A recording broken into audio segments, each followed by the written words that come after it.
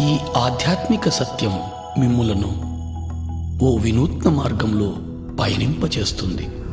ఆ మార్గం మీకు ఉన్నత జ్ఞానాన్ని, ఆనందాన్ని కలిగింపచేస్తుంది. తద్వారా మీ జీవితంలో సరికొత్త మార్పు వస్తుంది. ధ్యానం, ధ్యానానుభవాల పరంపరే ఈ ఆధ్యాత్మిక సత్యం.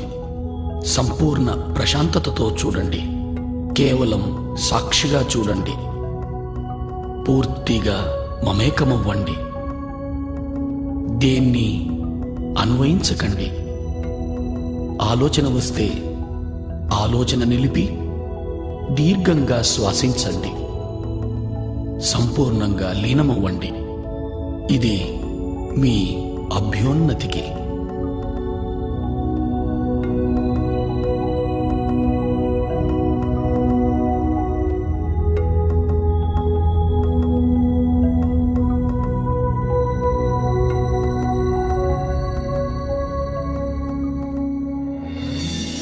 ఈ మహావిశ్వంలో మన ఉనికి అణుమాత్రమే.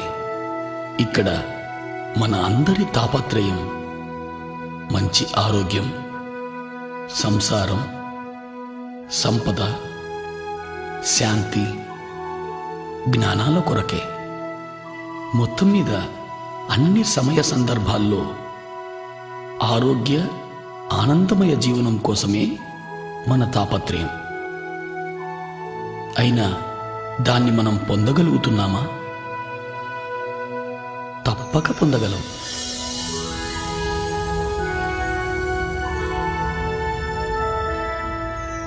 విశ్వశక్తిని, ఆత్మజ్ఞానాన్ని అర్థం చేసుకున్నప్పుడు మాత్రమే అది సాధ్యమవుతుంది.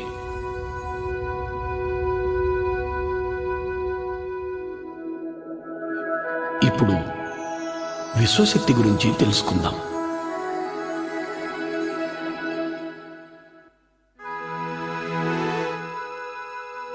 ఈ మహావిశ్వమంతా వ్యాపించి ఉన్నదే విశ్వశక్తి. విశ్వంలోని గ్రహాలు, మనుషులు, చెట్లు, అణువులు, పరమాణువులలో మరియు వాటి మధ్య ఉన్న శక్తే ఈ విశ్వశక్తి. ఈ మహావిశ్వాన్ని సమస్థితిలో ఉంచగలిగేదే విశ్వశక్తి. విశ్వశక్తి ప్రాణశక్తిగా కూడా పిలువబడుతూ ఉంది. మన అభ్యున్నతికి మూలం ఈ విశ్వశక్తి. మన నడత, నడవడికల ఆధారం ఈ విశ్వశక్తి. మనలను నడిపే ఇంధనమే ఈ విశ్వశక్తి.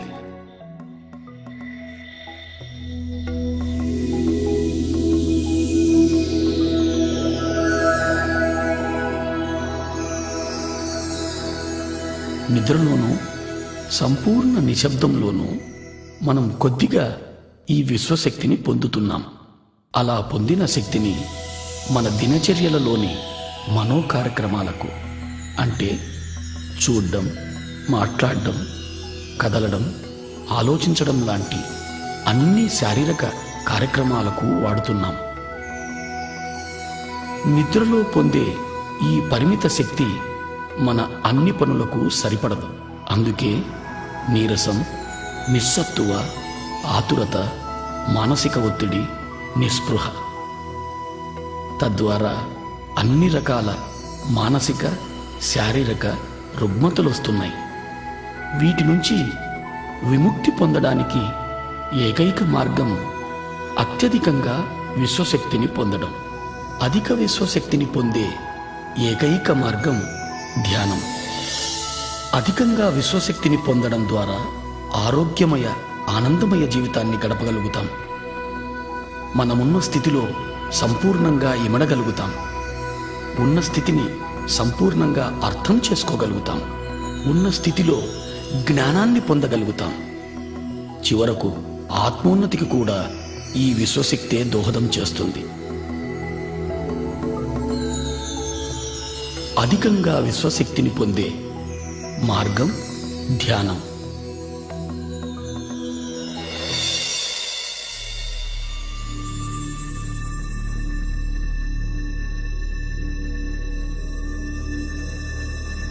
నిద్ర ఎరుకలేని ధ్యానం.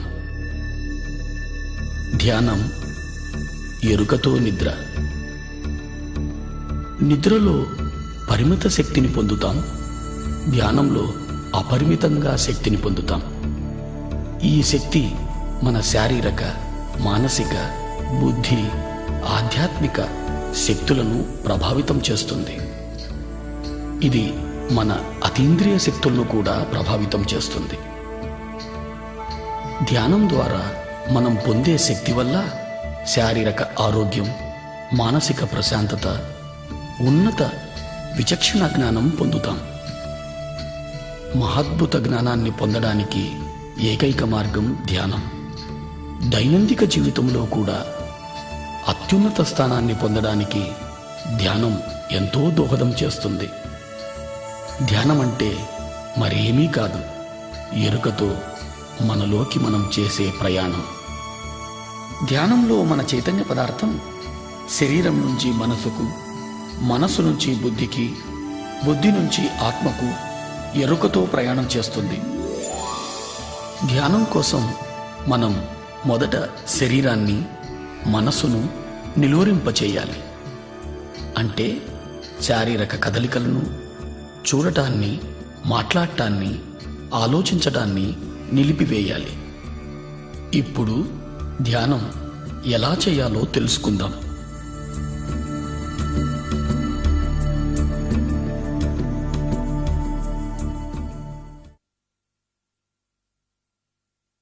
ధ్యానానికి ముఖ్యమైనది ఆసనం. స్థిరమైన, సుఖమైన ఏదైనా ఒక ఆసనాన్ని ఎంచుకోవాలి.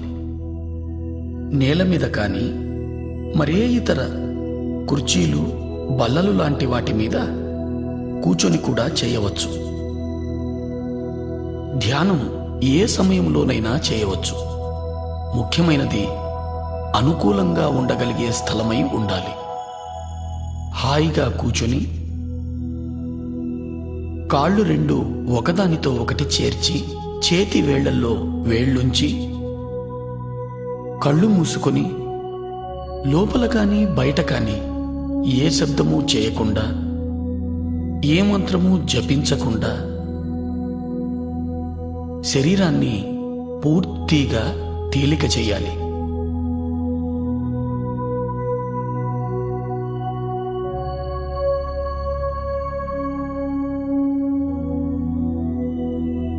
మనం కాళ్లను కలిపి చేతి వేళ్లల్లో వేళ్లు కలపడం ద్వారా మన చుట్టూ శక్తి వలయం ఏర్పడుతుంది. మన ఆసనంలో స్థిరత్వాన్ని పెంచుతుంది. కళ్ళు మనోద్వారాలు కాబట్టి కళ్ళు రెండూ మూసుకోవాలి. మంత్రోచ్చారణ కానీ, మరే ఇతర శబ్దం కానీ చేయడం మనసు చేసే పని కాబట్టి దాన్ని సంపూర్ణంగా నిలిపివేయాలి. ఎప్పుడు శరీరం సంపూర్ణంగా స్థిమితమవుతుందో అప్పుడు చైతన్యం శరీర పదార్థం నుంచి మనోబుద్ధి పదార్థాల వైపు ప్రయాణం చేస్తుంది. మనస్సు మరేమీ కాదు, ఆలోచనల పుట్ట. అనుక్షణం ఎన్నో ఆలోచనలు మొదలవుతూనే ఉంటాయి. వాటి వెనుక మరెన్నో ప్రశ్నలు, తెలిసినవి, తెలియనివి. చైతన్య పదార్థాన్ని మనోబుద్ధి పదార్థాల నుంచి ఆత్మవైపు ప్రయాణింపచేయడానికి మనం చేయవలసిన పని మన సహజమైన శ్వాసను గమనించడం. గమనించడం అనేది ఆత్మ యొక్క ప్రక్రియ. సాక్షిభూతంగా సహజ శ్వాసను గమనిస్తూ ఉండాలి. ప్రయత్నపూర్వకంగా శ్వాస ప్రక్రియను చేయరాదు. తనకు తానుగా శ్వాస ప్రక్రియ జరుగుతూ ఉండాలి. సాక్షిగా సహజమైన శ్వాసను గమనిస్తూ ఉండాలి. ఇదే ధ్యానానికి మూలం. ఇదే ధ్యానానికి మార్గం.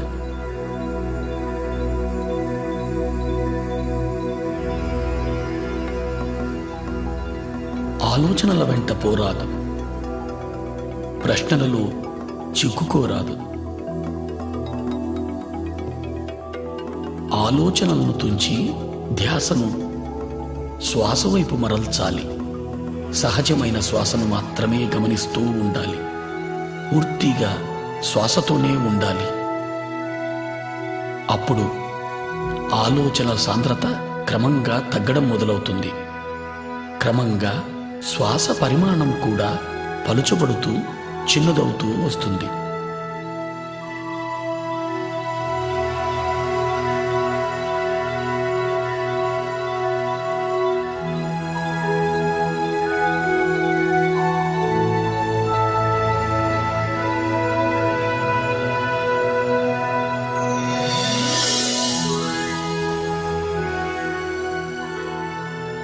చివరకు పూర్తిగా చిన్నదై రెండు కన్నుమొమ్మల మధ్య చిన్న వెలుగుగా ఉండిపోతుంది. ఈ స్థితిలో ఆలోచనలు ఉండవు, శ్వాస కూడా ఉండదు. ఇదే ఆలోచన రహిత స్థితి. ఇదే నిర్మల స్థితి. ఇదే ధ్యాన స్థితి.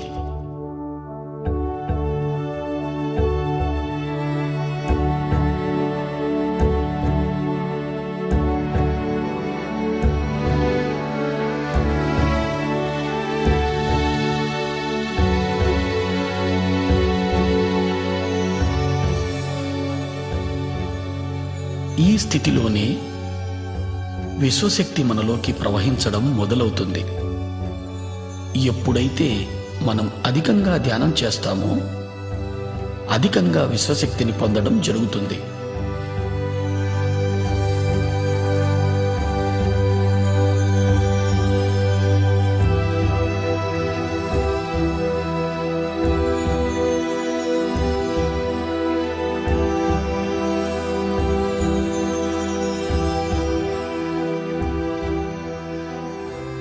అలా పొందిన విశ్వశక్తి మన ప్రాణమయ శరీరంలోకి ప్రవహిస్తుంది.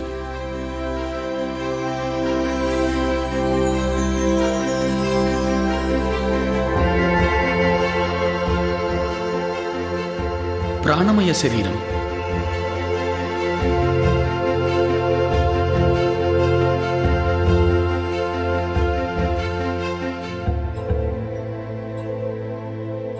ఈ ప్రాణమయ శరీరం సుమారు 72,000కు పైగా నాడులతో నిర్మితమై శరీరం అంతా వ్యాపించి ఉంది. ఈ నాడులన్నీ తలపై మధ్య భాగం నుంచి మొదలవుతాయి. ఈ మొదలయ్యే భాగాన్ని బ్రహ్మరంధ్రము అంటారు.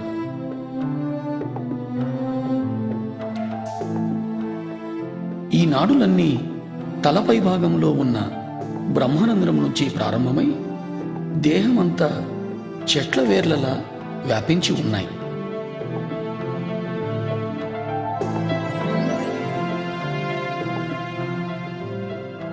ఈ ప్రాణమయ శరీరమే మన జన్మ నిర్మాణానికి మూలం.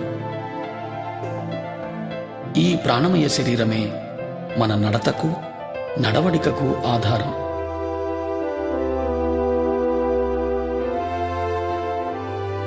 మన ప్రాణమయ శరీరం విశ్వశక్తిని నిద్రలోనూ ధ్యానంలోనూ పొందుతూ ఉంటుంది.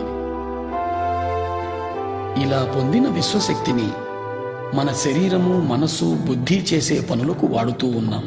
అనగా శారీరక ప్రక్రియలు, చూడడం, మాట్లాడడం, ఆలోచించడం మొదలైనవి. ఈ ప్రక్రియలన్నీ కూడా మనము తీసుకునే విశ్వశక్తిపైనే సంపూర్ణంగా ఆధారితమై ఉన్నాయి.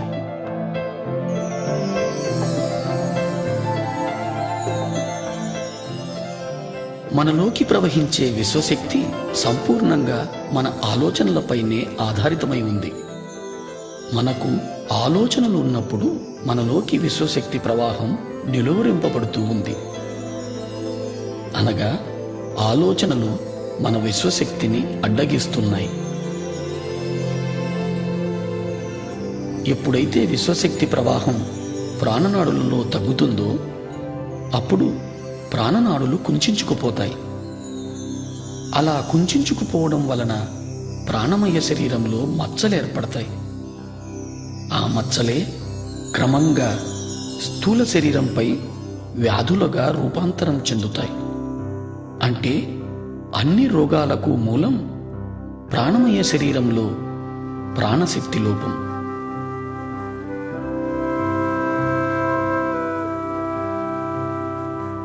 ధ్యానంలో మనము అపారమైన విశ్వశక్తిని పొందుతాం. ఆ శక్తి మన ప్రాణమయ శరీరంలోని అన్ని నాడులలోనూ ప్రవహిస్తుంది. ఎప్పుడైతే ఈ విశ్వశక్తి మన నాడులలో ప్రవహిస్తుందో ఆ ప్రవాహపు తీవ్రతకు నాడులలో ఉన్న అడ్డంకులన్నీ తొలగిపోయి మచ్చలన్నీ మాసిపోతాయి. ఎప్పుడైతే మచ్చలన్నీ మాసిపోతాయో అప్పుడు మనం అన్ని రకాల రుగ్మతల నుంచి విముక్తి పొందగలుగుతాం.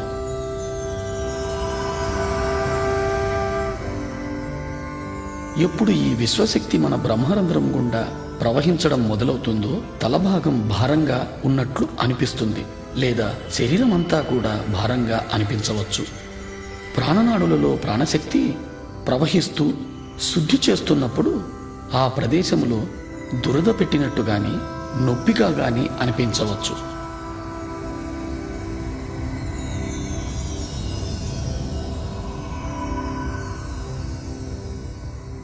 ఈ నొప్పులన్నింటికీ ఎలాంటి మందులు వాడనవసరం లేదు. ధ్యాన సమయాన్ని పెంచడంతో ఈ నొప్పులన్నీ తగ్గిపోతాయి.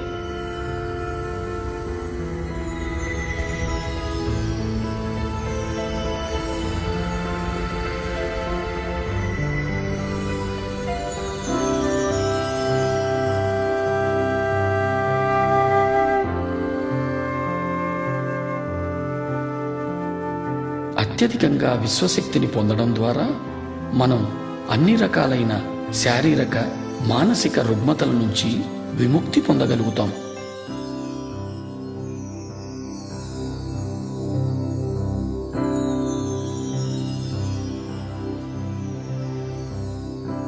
ధ్యానాన్ని పిరమిడ్లో చేస్తే ధ్యాన స్థితి మనము 3 రెట్లు తొందరగా పొందగలుగుతాం. ఇప్పుడు మనం పిరమిడ్ యొక్క శక్తిని గురించి తెలుసుకుందాం.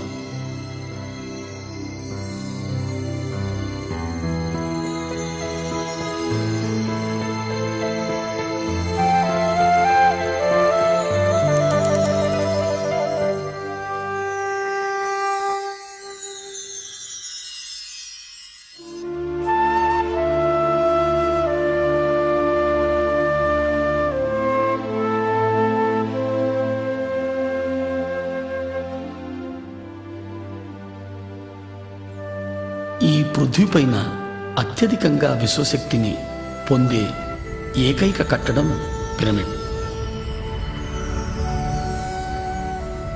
52 డిగ్రీలు 51 నిమిషాల కోణంలో ఇది నిర్మితమై ఉంది. ఈ కోణం వల్లనే పిరమిడ్ అత్యధికంగా విశ్వశక్తిని పొందగలుగుతోంది. పిరమిడ్ని ఏ పదార్థంతోనైనా నిర్మించవచ్చు. పదార్థాల వల్ల పిరమిడ్ పొందే విశ్వశక్తిలో ఏ మార్పు రాదు. పిరమిడ్ని అన్ని దిక్కులకు సమంగా ఉంచాలి. అంటే తూర్పు, పడమర, ఉత్తరం, దక్షిణం అన్ని వైపులకు.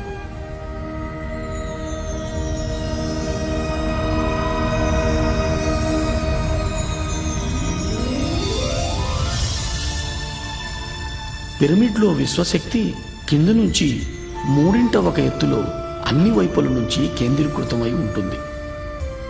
ఈ ప్రదేశాన్ని కింగ్స్ చేంబర్ లేదా నాభిస్థానం అని అంటారు. విశ్వశక్తి ఈ నాభిస్థానంలో అత్యధికంగా ఉంటూ పిరమిడ్ అంతా వ్యాపించి ఉంటుంది. పిరమిడ్ శిఖరంలో క్రిస్టల్ అమర్చబడి ఉంటుంది. ఆ క్రిస్టల్ విశ్వశక్తిని రెట్టింపు చేస్తూ పిరమిడ్ అన్ని వైపులకు సమంగా వ్యాపింపచేస్తుంది. పిరమిడ్లో నిర్మల స్థితి లేదా ఆలోచన రహిత స్థితి 3 రెట్లు తొందరగా పొందగలుగుతాం.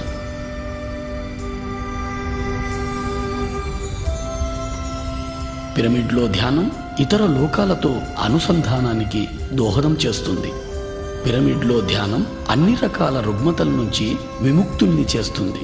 అన్ని రకాల ధ్యానానుభవాల కోసం పిరమిడ్ ధ్యానం ఎంతో ఉపయోగపడుతుంది.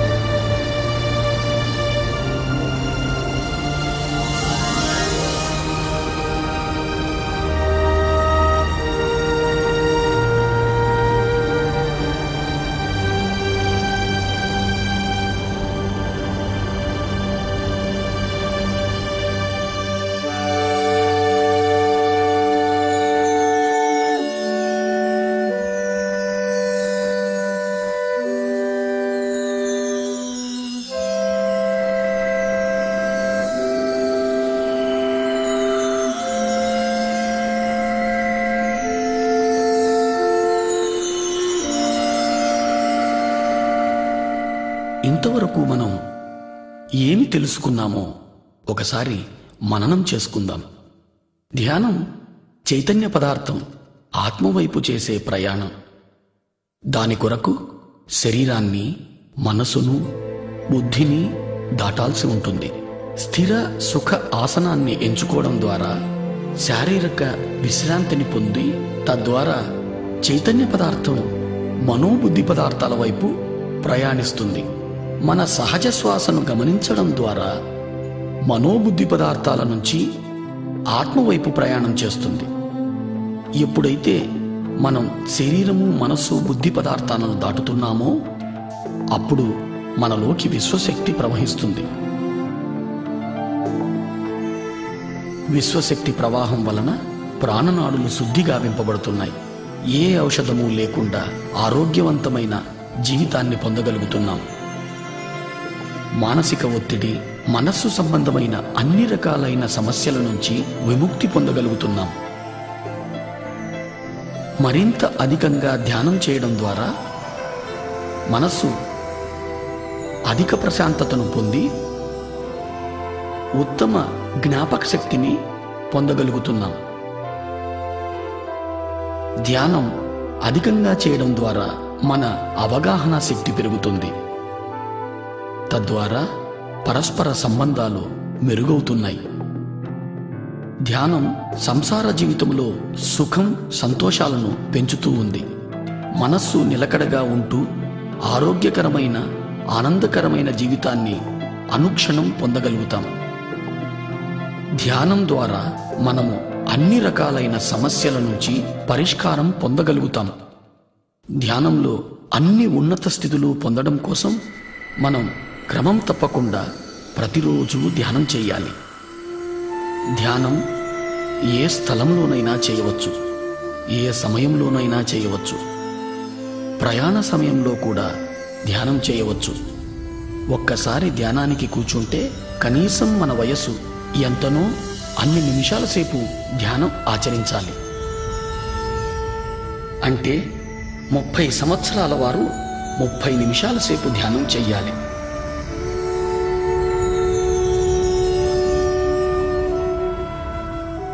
ధ్యానం కోసం సంసార జీవితాన్ని త్యజించనవసరం లేదు. ప్రతి ఒక్కరూ ధ్యానం చెయ్యాలి. ధ్యానం 5వ ఏట నుంచే చిన్నపిల్లలు మొదలు పెట్టవచ్చు.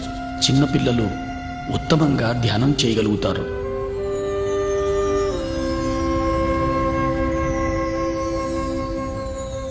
ధ్యానం నేర్వడం కోసం ఏ గురువు కోసము వెతకనవసరం లేదు.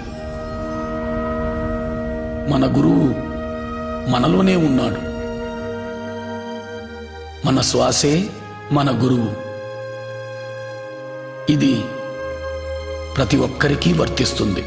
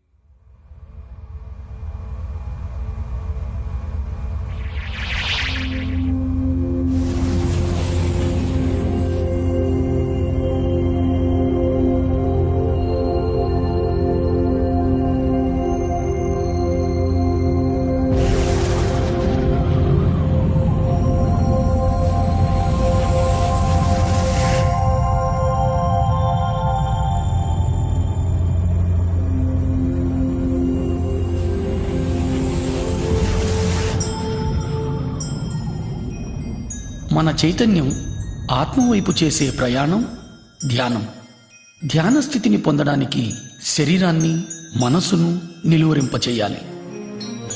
ఎప్పుడైతే శరీరాన్ని మనసును నిలువరింపచేస్తామో అప్పుడు మన చైతన్య పదార్థం ఆత్మవైపు ప్రయాణం చేస్తుంది.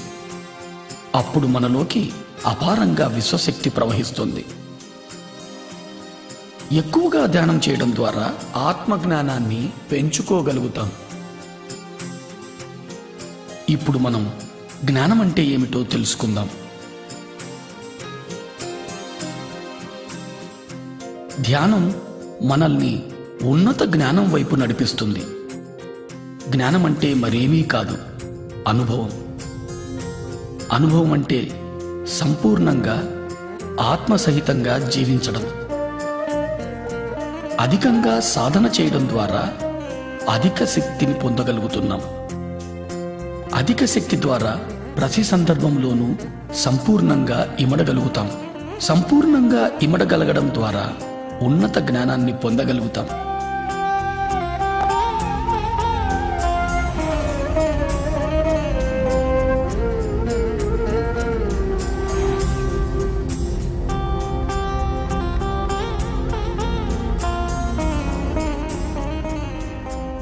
జ్ఞానం ద్వారా ఉన్నతమైన అవగాహన శక్తిని పెంపొందించుకోగలుగుతాం. తద్వారా ముక్తిని సాధించగలుగుతాం. ఈ ఉన్నత అవగాహన శక్తి ద్వారా మనం శరీరం మాత్రమే కాదు, అద్భుతమైన జీవులని తెలుసుకుంటాం. మనమున్న ప్రతి స్థితి మనకు అవగతమవుతూ ఉంటుంది. ప్రతి స్థితి అవగతమవడం ద్వారా అన్ని రకాల సమస్యల నుంచి అతి సునాయాసంగా బయటపడగలుగుతాం. ఉన్నత జ్ఞానము, ఉన్నత శక్తి మన చైతన్యపు ఉన్నతికి దోహదం చేస్తుంది. ఈ ఉన్నతి కోసమే పృథ్వీపైకి మన ప్రయాణం. ఉన్నత జ్ఞానము ఉన్నత ఇంద్రియాలైన దివ్యచక్షువు, సూక్ష్మ శరీరాల ద్వారా పొందుతాం.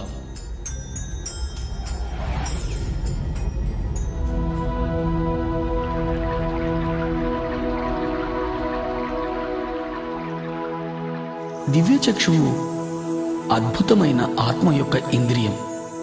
ఉన్నత లోకాల్లో చూడటానికి, వినడానికి, అనుభూతి పొందడానికి ఉపయోగపడే అద్భుతమైన ఇంద్రియమే ఈ దివ్యచక్షువు.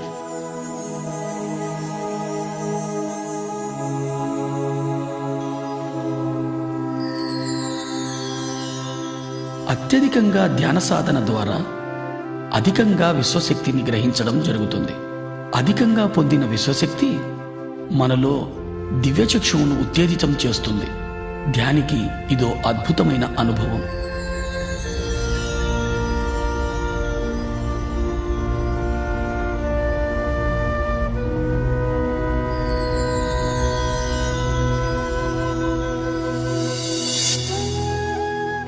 దివ్యచక్షువు ఉత్తేజితమవుతున్న సందర్భంలో నొసటి భాగంలో రెండు కనుబొమ్మల నడుమ నొప్పిగా కానీ లాగినట్టు కానీ అనుభూతులు కలుగుతాయి.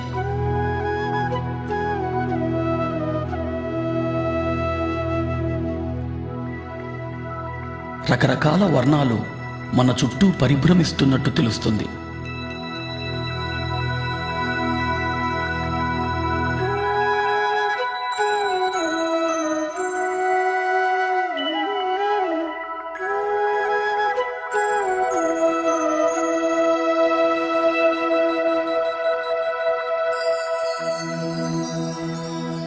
మన చుట్టూ నడక శబ్దం, గుసగుసల శబ్దం వినపడుతున్నట్లు అనిపిస్తుంది.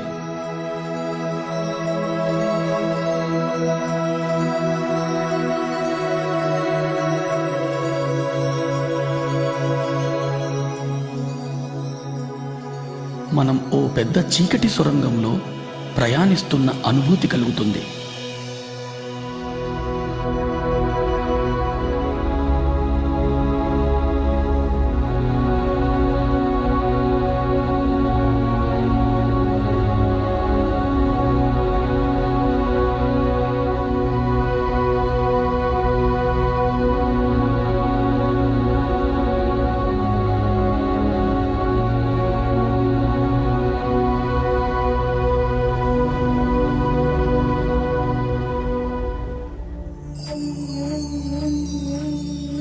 ఎప్పుడైతే ప్రాణమయ శరీరం సంపూర్ణంగా విశ్వశక్తిని పొందుతుందో అప్పుడు దివ్యచక్షువు పరిపూర్ణమవుతుంది.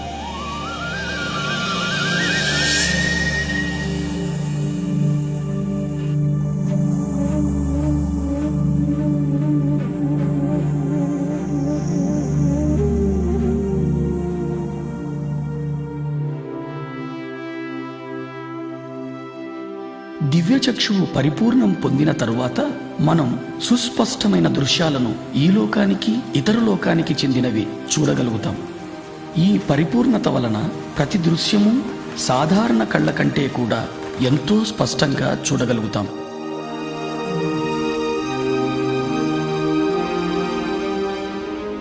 మనం ఇతర లోకాల విషయాలను కూడా చాలా స్పష్టంగా చూడగలుగుతాం. మనం ఎక్కడో జరిగే విషయాలను ఇక్కడ నుంచే స్పష్టంగా చూడగలుగుతాం. మనం ఎన్నో దృశ్యాలను ఎన్నో విషయాలను చాలా స్పష్టంగా చూడగలుగుతాం.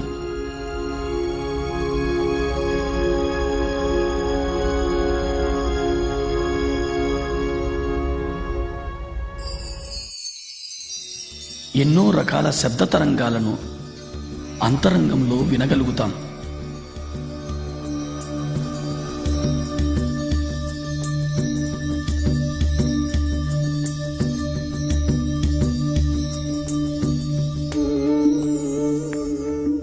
ఎందరో మహానుభావులను మనం ఎరిగిన రూపంలో వారిని చూడడం జరుగుతుంది.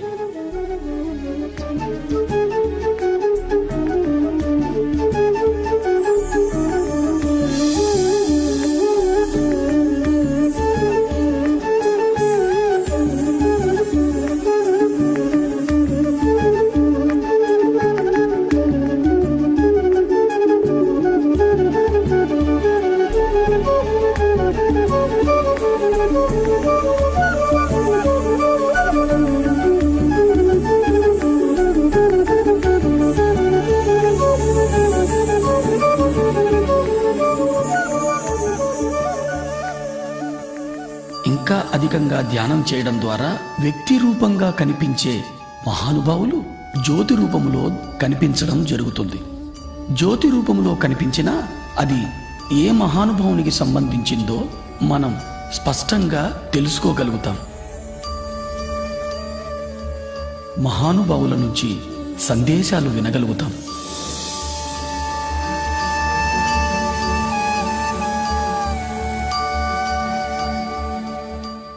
చీకటి సొరంగంలో ప్రయాణిస్తూ చివరకు దివ్యమైన తేజంలో లీనమవుతున్నట్టు అనుభూతి పొందుతాం.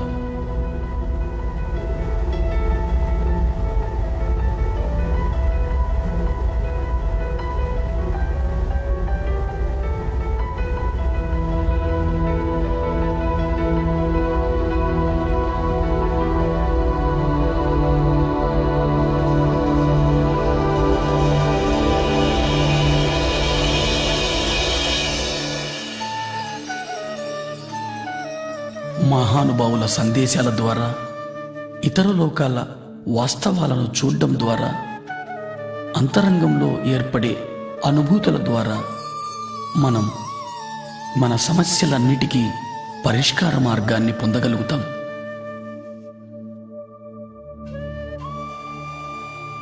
తద్వారా మన నడత మారుతుంది, మన నమ్మకాలలో మార్పు వస్తుంది.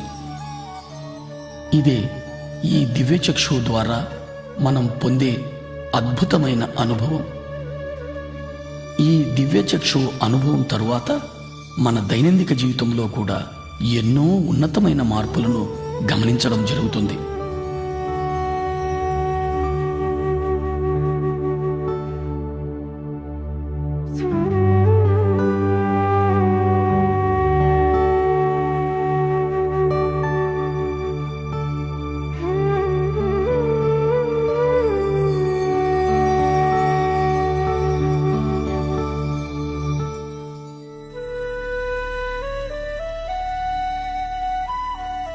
ఆత్మ యొక్క మరో ఇంద్రియమే ఈ సూక్ష్మ శరీరం.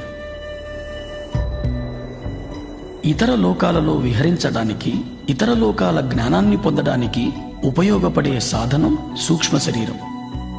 సూక్ష్మ శరీరం మన చైతన్య పదార్థపు మరో రూపం, మన స్థూల శరీరపు ప్రతిరూపంలా ఉంటుంది. సాధారణ స్థితిలో చైతన్య పదార్థం మన స్థూల శరీరమంతా వ్యాపించి ఉంటుంది.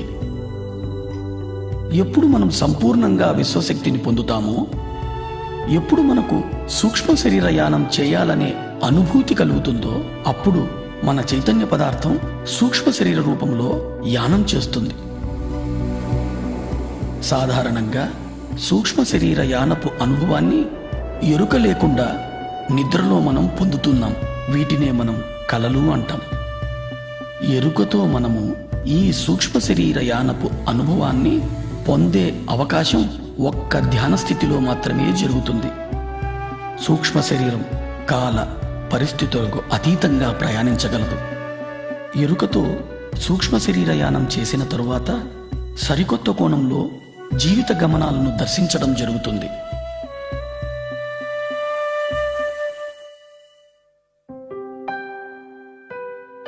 ధ్యానంలో అత్యధికంగా విశ్వశక్తిని పొందినప్పుడు శరీరమంతా వ్యాపించి ఉన్న చైతన్య పదార్థం ఒక కేంద్రం వైపు ప్రయాణించడం జరుగుతుంది. చైతన్య పదార్థం కేంద్రం వైపు ప్రయాణించేటప్పుడు స్థూల శరీరంలో కదలికలు ఏర్పడతాయి.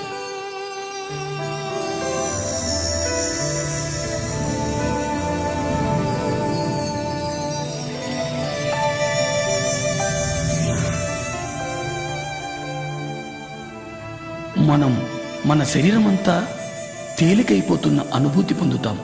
మన కాళ్ళు చేతులు లేవేమో అనే భావన కలుగుతుంది. మన శరీరం పూర్తిగా తేలికగా దూదిపించేలా అనిపిస్తుంది. శరీరంలోని వివిధ ప్రదేశాలలో కదలికలను గమనిస్తాం. ఒక్కొక్కసారి పూర్తి శరీరం తిరుగుతున్నట్లు అనిపిస్తుంది. ఇదే సూక్ష్మ శరీరపు కదలికల అనుభవాలు.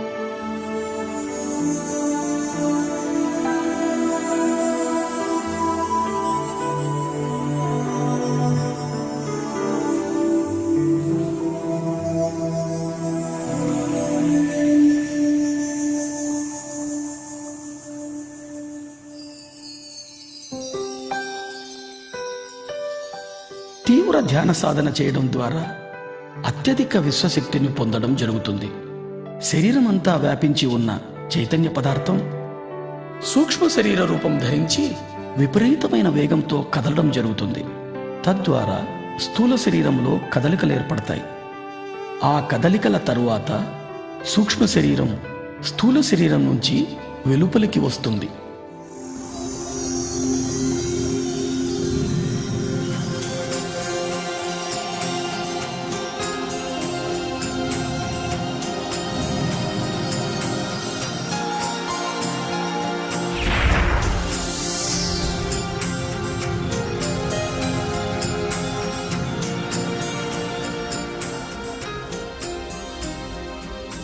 అలా వెలుపలికి వచ్చిన సూక్ష్మ శరీరానికి స్థూల శరీరానికి మధ్య తెల్లటి వెండి తీగ లాంటి పదార్థం అనుసంధానమై ఉంటుంది.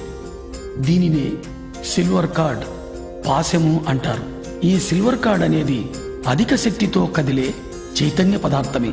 ఇది స్థూల శరీరం నుంచి సూక్ష్మ శరీరానికి, సూక్ష్మ శరీరం నుంచి స్థూల శరీరానికి సమాచారాన్ని చేరవేస్తూ ఉంటుంది. సూక్ష్మ శరీర యానం మన చైతన్య పదార్థంతో చేసే ప్రయాణం. ఈ ప్రయాణం అన్ని లోకాలకు చేయవచ్చు. సూక్ష్మ శరీర యానం చేయడం ద్వారా అపారమైన ఆత్మ విజ్ఞానాన్ని పొందుతాం. సూక్ష్మ శరీరం అన్ని రకాలైన పదార్థాల గుండా ప్రయాణించగలుగుతుంది. అంటే భూమి, నీరు, అగ్ని, ఆకాశం, వాయువు.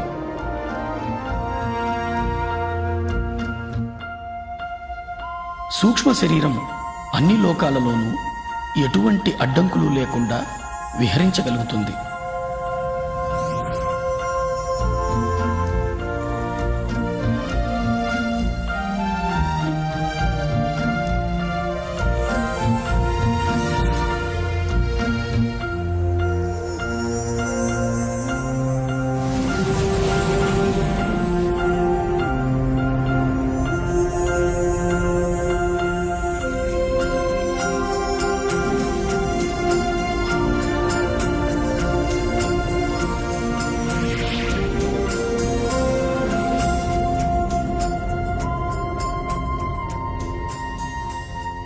సూక్ష్మ శరీరం బయటకు వచ్చిన తరువాత స్థూల శరీరాన్ని చూడడం జరుగుతుంది. ఇది ఓ మహత్తరమైన అనుభవం.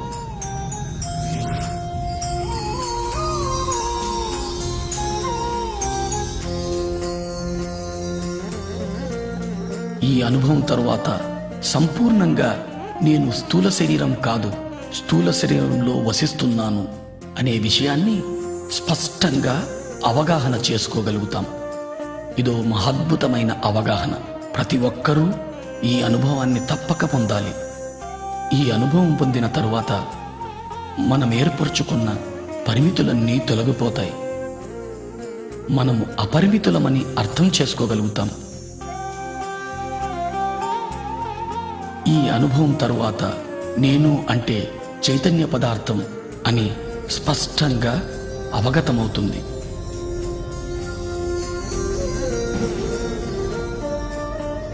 సరికొత్త కోణంలో జీవితాన్ని దర్శించడం మొదలవుతుంది.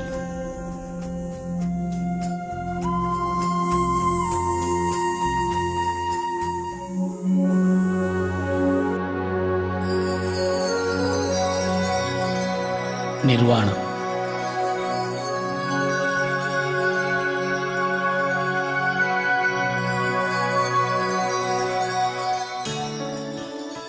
అధిక ధ్యాన సాధన ద్వారా అధిక విశ్వశక్తిని పొందడం జరుగుతుంది. అధిక విశ్వశక్తి ఏ సందర్భంలోనైనా సంపూర్ణంగా ఇమడడానికి దోహదం చేస్తుంది. సంపూర్ణంగా ఇమడడం అంటే శరీరము, మనస్సు, బుద్ధి, ఆత్మలతో సందర్భంలో మమేకమవ్వడం. తద్వారా సందర్భంలోని సంపూర్ణ జ్ఞానాన్ని పొందడం.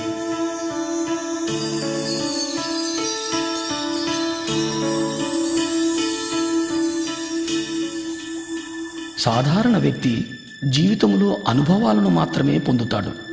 అనుభవంలో ఇమిడి ఉన్న జ్ఞానాన్ని అవగతం చేసుకోలేడు. ఎందుకంటే అనుభవాలను స్థూల రూపంలో మాత్రమే చూడగలుగుతాడు. ధ్యాని జీవితానుభవాలను సంపూర్ణంగా అవగతం చేసుకోగలుగుతాడు. ఎందుకంటే ధ్యానికి తెలుసు తాను శరీరం మాత్రమే కాదు, శరీరంలో నివసిస్తున్నాను అని. తనకు తెలుసు జీవితంలో ఏర్పడే అనుభవాలన్నీ కూడా తన ఆత్మోన్నతి కోసమేనని. ధ్యానంలో అనుభవాలు పొంది వాటి ద్వారా పొందిన జ్ఞానాన్ని జీవితానికి అన్వయింపచేసుకున్నప్పుడు సరికొత్త అవగాహన శక్తి లభిస్తుంది. ఈ సరికొత్త అవగాహన శక్తి ద్వారా జీవితాన్ని వేల కోణాల్లో దర్శించడము, అనుభవించడము, అవగతం చేసుకోవడము జరుగుతుంది. తద్వారా మన అవగాహన శక్తి, మన దృక్పథము, మన జ్ఞానము అన్నీ మరింతగా విస్తారింపబడతాయి. ఇది మన చైతన్య విస్తారానికి దోహదం చేస్తుంది.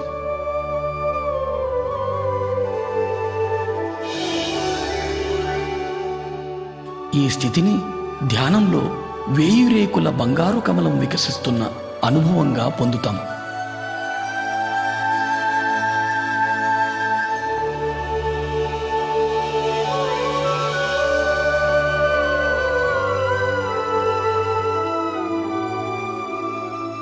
ప్రతి ఒక్క రేకు జీవితపు ఒక సరికొత్త కోణపు అవగాహన.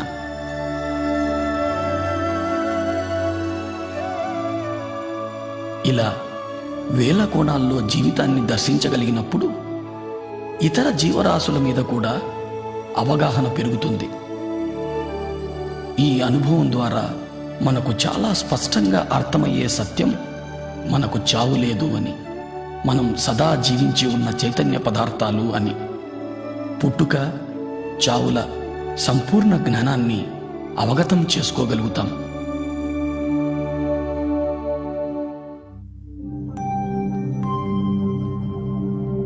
జనన మరణాలు.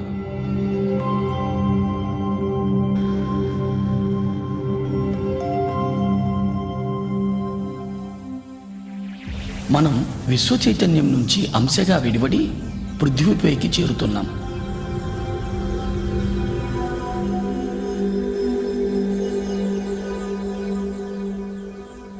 నుంచి విడివడిన అంశకు ప్రాణమయ శరీరమే ఆధారం.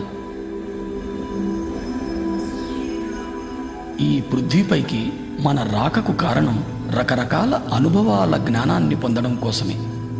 దాని కొరకు మనం గర్భాన్ని, తల్లిదండ్రులను, పరిసరాలను, పరిస్థితులను ఎంచుకొని వస్తాం.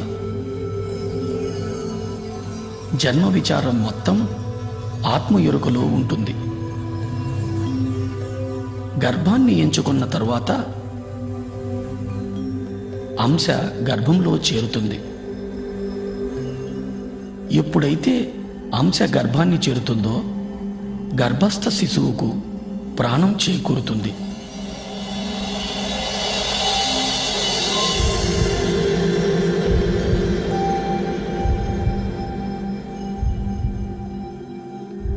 అంశ ప్రాణమయ శరీరంలో శక్తి ఆధారంగా ప్రాణి స్థూల శరీర నిర్మాణం జరుగుతుంది. అంశ సంపూర్ణంగా మూలంతో అనుసంధానమై ఉంటుంది. అది ప్రాణిగా తొలి శ్వాస తీసుకునే వరకు. తల్లి గర్భంలో నుండి బయటకు రాగానే ప్రాణిగా బయటి శ్వాస తీసుకోవడం జరుగుతుంది. ఇదే జననము అంటారు.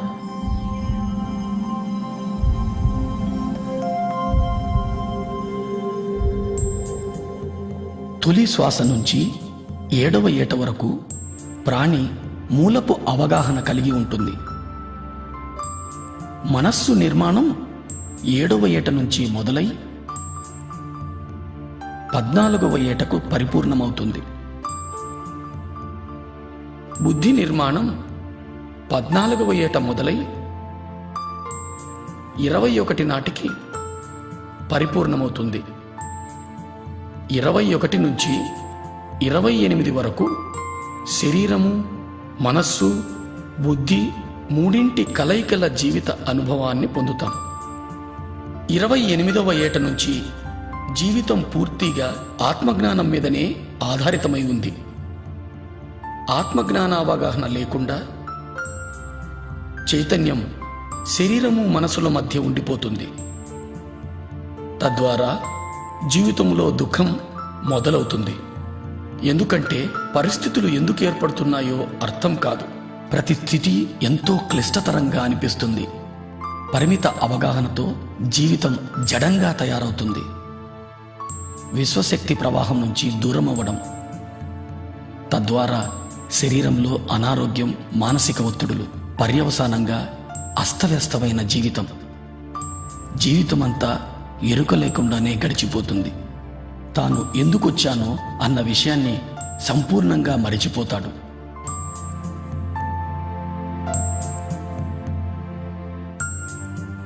అస్తవ్యస్త అవగాహన మూలంగా యవ్వనం, వృద్ధాప్యం గడిపి చివరకు శరీరం వదిలిపోతాడు.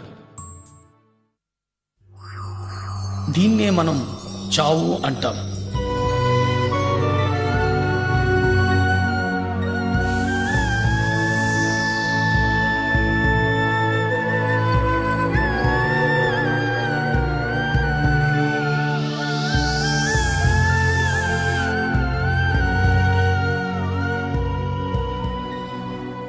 మరణం తరువాత కూడా జడమైన మనస్సు చైతన్యాన్ని మూలానికి చేరనీయదు.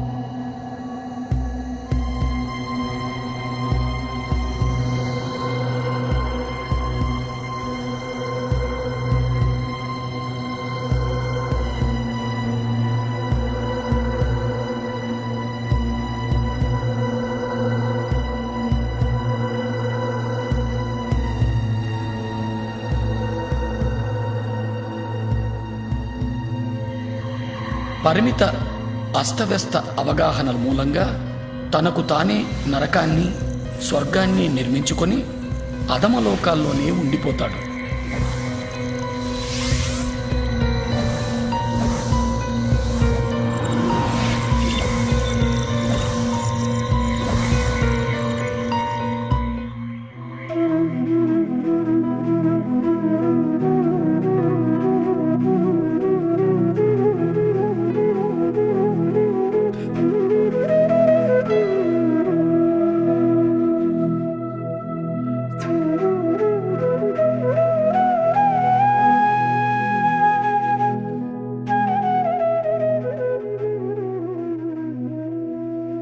మన చైతన్యాన్ని ఆత్మలో అనుసంధానం చేసి జీవించడం జరుగుతుందో అప్పుడు అన్ని సందర్భాలలోనూ ఆనందమయంగానే జీవించడం జరుగుతుంది.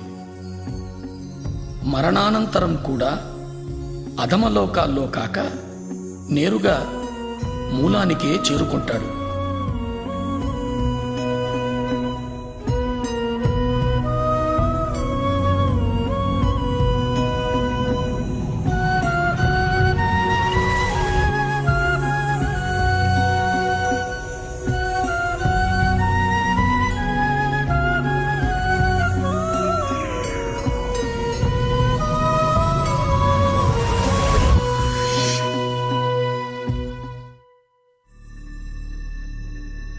దివ్యచక్షువు సూక్ష్మ శరీరయాన అనుభవాల ద్వారా, జనన మరణ అవగాహనల ద్వారా శరీరము, మనస్సు, బుద్ధి, ఆత్మ, చైతన్య పదార్థము, విశ్వశక్తుల సంపూర్ణ అవగాహన ఏర్పడుతుంది. నేను అంటే చైతన్య పదార్థమని, చైతన్య పదార్థం అంటే విశ్వశక్తి జ్ఞానాల కలయిక అని పరిపూర్ణ అవగాహన ఏర్పడుతుంది.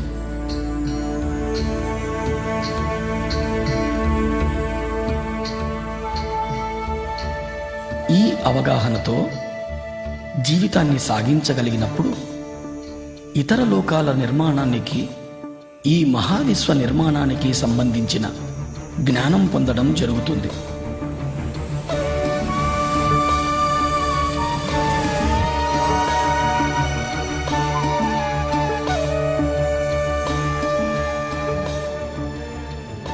ఈ జ్ఞానంతో మనం అద్భుత సృష్టికర్తలు కాగలం.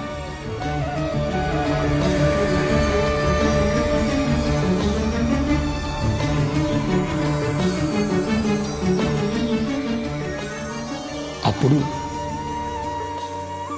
ఏది పలికినా కొత్తదనమే, ఏ ఆలోచన వచ్చినా నవనిర్మాణమే, ఏది చేసినా ఓ నవ సృష్టే.